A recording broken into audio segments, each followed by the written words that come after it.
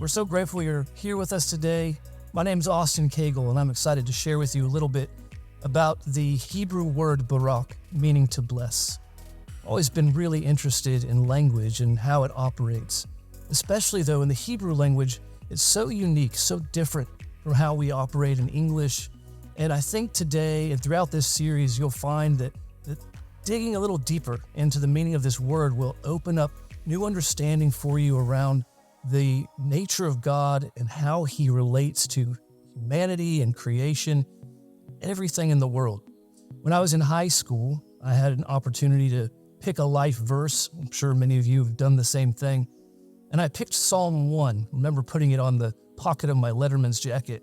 And Psalm 1 opens up with this phrase: "Blessed is the man."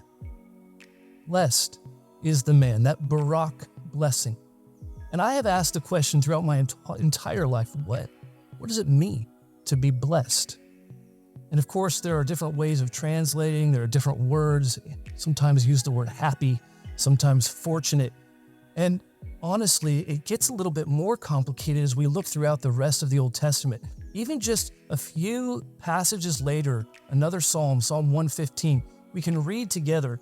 And it says here, this is verse 12 of chapter 115. The Lord has remembered us. He will bless us. He will bless the house of Israel. He will bless the house of Aaron. He will bless those who fear the Lord, both the small and the great.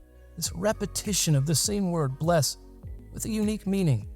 And yet just a couple verses later, the same word is used, and it has an entirely different context. And it says in verse 18, "But we will bless the Lord." And so I ask, how can the same word, bless, be used to talk about God pouring out his favor on his people, but also turn around and describe the people of God offering up worship to their Lord? Bless. Well, the explanation of this comes to us because of the beauty of the Hebrew language. You see, English kind of lays out very narrow meaning in linear thought, but Hebrew expresses itself in pictures. And this picture, the barak picture, is something we have to understand to really get at the meaning behind these verses.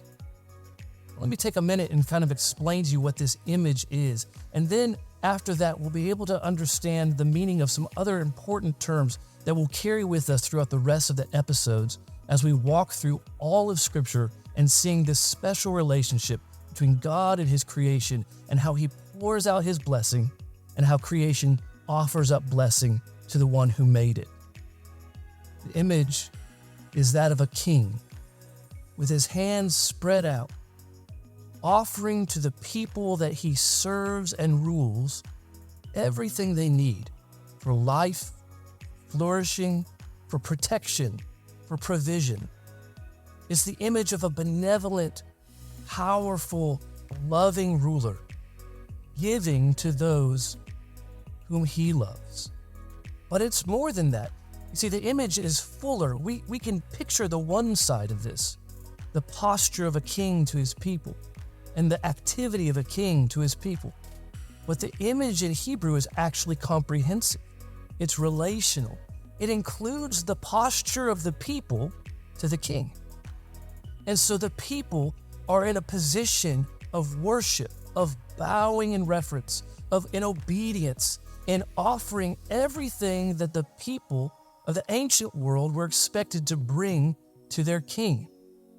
So love, worship, adoration, work, and the produce of work are all offered up back to the king in blessing. And so the word bless actually encapsulates both the posture of the king and the posture of the worshiping supplicant and the activity and the exchange in between them. Arguably, this word expresses the unique relationship between God and his people in a single image completely, and contains within it the most important understanding of what it means to be human and made in the image of God. In order for us to truly understand this image, though, we kind of have to go back to the way that the ancient Near Eastern world would have used this term to bless and understand it in the context of that relationship between a king and his people. I don't know about you, but I've never actually lived under the rule of a human king.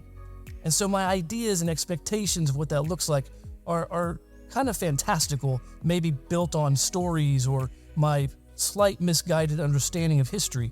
So getting even a fundamental understanding of what this looked like in the ancient Near Eastern world will help us tremendously.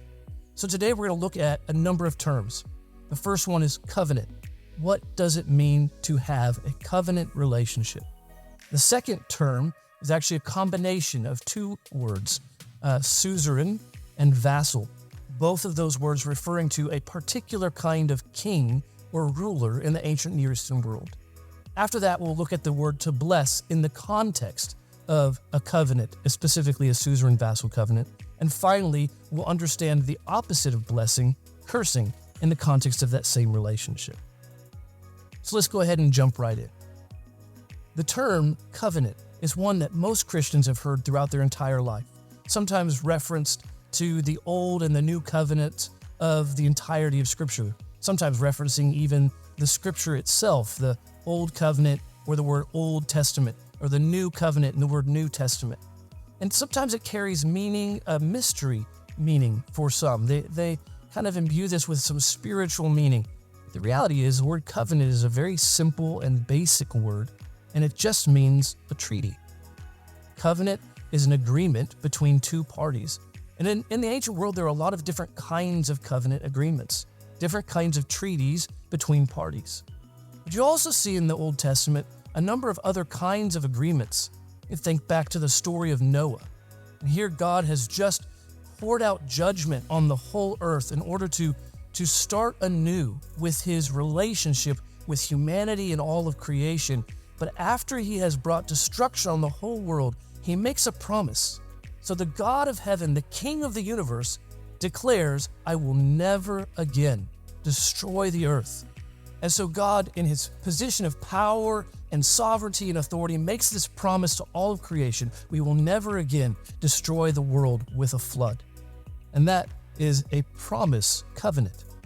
And it has one side that holds all the promise, and the other side is merely a recipient. But the third kind of covenant is going to introduce to us a second term, the suzerain-vassal covenant. The suzerain in the ancient Near Eastern world was basically a powerful king who ruled kings. It's interesting how often this language pops up. As a kid, I remember singing this song, the King of Kings and the Lord of Lords. The High King, even, is another way of referencing this. Suzerain is the king who rules other rulers. And a vassal is the low king, the king under the high king. And so when we understand that one of the most common relationships in the ancient world between nations was the ruling nation who had a king and the ruled nation who had a king. And they would have an agreement between them. And the kind of big boss king would come in and lay out his expectations for the vassal king. And in that would give promises and also lay out expectations and boundaries for how that relationship would operate. And when they would come to that agreement, that would be called a suzerain-vassal covenant. And part of every suzerain-vassal agreement is the laying out of blessings and the laying out of cursings. On the blessings is the fruit or the result of a relationship between the suzerain and the vassal where there is a fulfillment of the terms of the agreement. And in the fulfillment of those terms, the suzerain makes promises to the vassal, and those promises will be fulfilled. And again, everything necessary for life and flourishing. So the suzerain, with all of his resources for his vast empire, promised protection and life, bring food and make sure that the people knew they could dwell in safety and that they had purpose and intentional work that would be to the glory of the kingdom. And of course, to the suzerain himself. And the vassal's responsibility was to offer back up to that suzerain with gratitude and thanksgiving the honor due to the suzerain, the worship of the suzerain, the produce of the labor of the people, and service from the military, from the people themselves coming in and providing everything required from the suzerain in order for the suzerain to fulfill his blessing. On the cursing side, is less about the punishments that the suzerain would dole out, although it certainly reads that way. If you do not fulfill the terms of this agreement, then you will be cut off. But really, the image here is if you are cut off from the suzerain, who is your source of life and your source of protection and your source of peace and your source of flourishing, then the natural position of being cut off is one of death. It's one of antagonism or strife. It's fear and darkness and not light. It's falling outside of the realm of blessing, and you are truly cursed. And so the language of blessing and cursing in the Old Testament is tied so much to this relationship between a suzerain and a vassal. And that really does help us begin to understand what the scriptures are meaning when it talks about God blessing his people and the people of God responding by blessing their God. God created humanity and put humanity on this earth and all creation in a position of blessing. And he pours out everything that creation needs to find purpose and life and flourishing. And the proper response and the proper way for us to actually find joy and meaning in our life is to take the posture of a worshiping supplicant before a benevolent king and to offer up gratitude and worship and work and thanksgiving. And all that we have, our very lives, become something we can offer back to the source of all things. And then this relationship continues on. It's poured out over the people, and creation is brought to flourishing anew. And then the people of God offer it back up to the Creator, and he is receiving that worship. And he takes what we offer and he pours it back out again. And this is the fundamental relationship between God and his creation.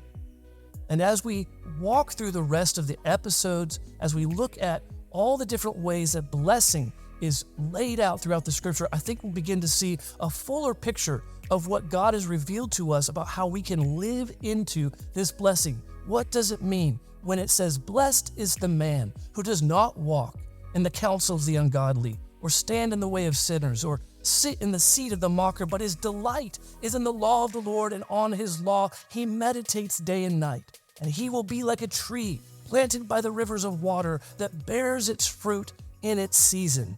We see the flourishing of the people of God when they take the posture of blessing, one in worship of the great suzerain king.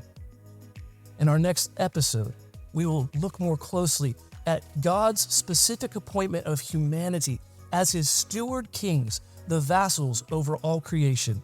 I hope you can join us for that.